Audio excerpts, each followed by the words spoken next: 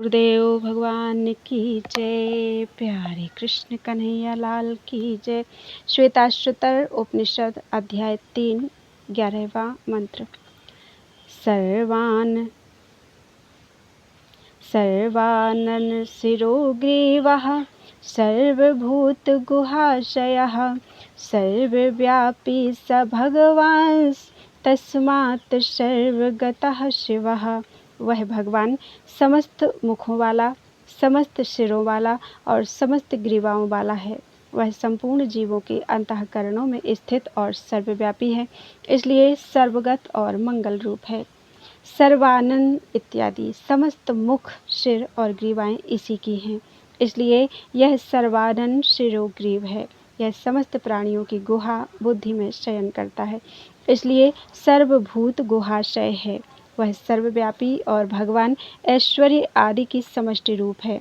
कहा भी है, समग्र ऐश्वर्य, धर्म, यश, श्री, ज्ञान और वैराग्य, इन 6 का नाम भग है। भगवान में ये सब ऐसे ही हैं, इसलिए वह सर्वगत और शिव अर्थात मंगल रूप है।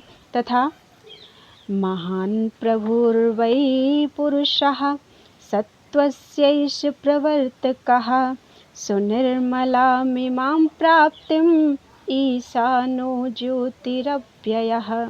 यह महान परम समर्थ शरीर रूप पूर्व में शयन करने वाला, इस स्वरूप स्थिति रूप निर्मल प्राप्ति के उद्देश्य से अंतःकरण को प्रेरित करने वाला, सबका शासक, प्रकाश स्वरूप और अविनाशी है। महान इत्यादि वह महान प्रभु अर्थात जगत के उत्पत्ति, स्थिति और संहार में निश्चय ही समर्थ और सत्व यानी अंतःकरण का प्रेरक है। किस प्रयोजन के उद्देश्य से उसका प्रवर्तक है? इस स्वरूपावस्थिति रूप सुनिर्मल प्राप्ति यानी परम पद की प्राप्ति के उद्देश्य से, तथा वह ईशान शासक, ज्योति विशुद्ध विज्ञान प्रकाश स्वरूप और अव्यय अर्थात अविनाशी है। अंगुष्ठमात्रः पुरुषोऽन्तरात्मा सदा जनानां हृदये सन्निविष्टः हृदामन्विषो मनसाभिक्लृप्तो य एतद् विदुर्मृतास्ते भवन्ति। यह अंगुष्ठ मात्र पुरुष अंतरात्मा सर्वदा जीवों के हृदय में स्थित ज्ञानाधिपति एवं हृदय स्थित मन के द्वारा सुरक्षित है। जो इसे जानते हैं वे अमर हो जाते हैं। अंगुष्ठ मात्र इत्यादि अपनी अभिव्यक्ति के स्थान हृदयाकाश के परिमाण की अपेक्षा से यह अंगुष्ठ मात्र है।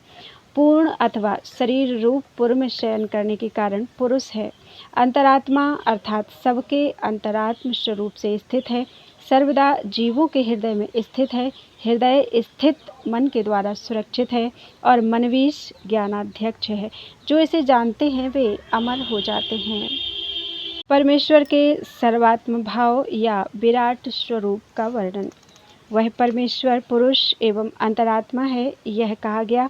अब इसकी तद्रूपता प्रदर्शित करने के लिए श्रुति फिर भी उसका सर्वात्म भाव दिखलाती है। कहा भी है, अध्यारोप और अपवाद के द्वारा निष्प्रपंच को प्रपंचित किया जाता है इत्यादि। सहस्रशीर्षा पुरुषः सहस्राक्षः सहस्रपात् स भूमिं विश्वतो वृत्वात् यदतिष्ठत् दशाङ्गुलम्। स भूमिं विश्वतो वृत्वात् अतिष्ठत् दशाङ्गुलम्। वह सहस्र सिर, सहस्र नेत्र और सहस्र चरणों वाला है तथा पूर्ण है। वह भूमि को सब ओर से व्याप्त करके अंतर रूप से उसका अतिक्रमण करके स्थित है, अथवा ऐसा अर्थ करना चाहिए कि नाभि से ऊपर 10 अंगुल परिमाण वाले हृदय में स्थित है। इसके सहस्र अर्थात अनंत सिर हैं, इसलिए यह सहस्र सिर वाला है। पुरुष अर्थात पूर्ण है। इसी प्रकार आगे के विशेषणों का भी अर्थ कर लेना चाहिए। वह भूमि अर्थात संसार को सर्वतः बाहर और भीतर से व्याप्त करके संसार का भी अतिक्रमण करके स्थित है। दशांगुल अर्थात अनंत अपार रूप से अथवा नाभि से ऊपर जो 10 अंगुल परिमाण वाला हृदय है उसमें स्थित है।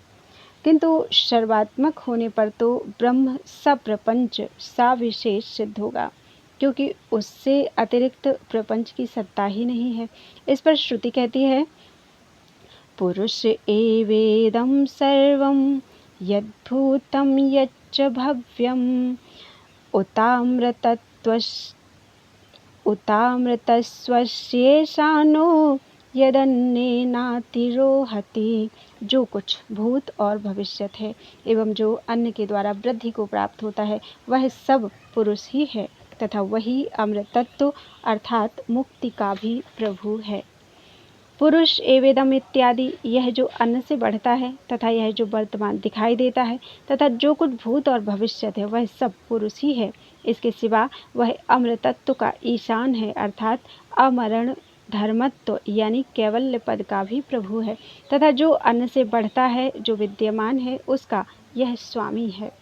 फिर भी उसको निर्विशेष प्रतिपादन करने के लिए श्रुति दिखलाती है, सर्वतः पाणिपादम तत्सर्वतोक्षिशिरोमुखं सर्वतः श्रुतिमल्लोके सर्वमावृत्य तिष्ठति।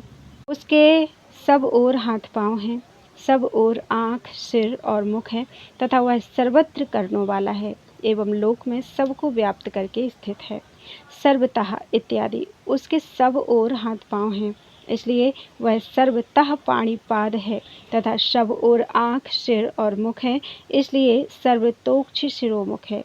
उसके सब ओर श्रुति कर्ण है, इसलिए वह सर्वतः श्रुतिमान है, तथा यह लोक में अर्थात प्राणी समूह में सबको आवृत व्याप्त करके स्थित है। बोलो वृंदावन बिहारी लाल की जय।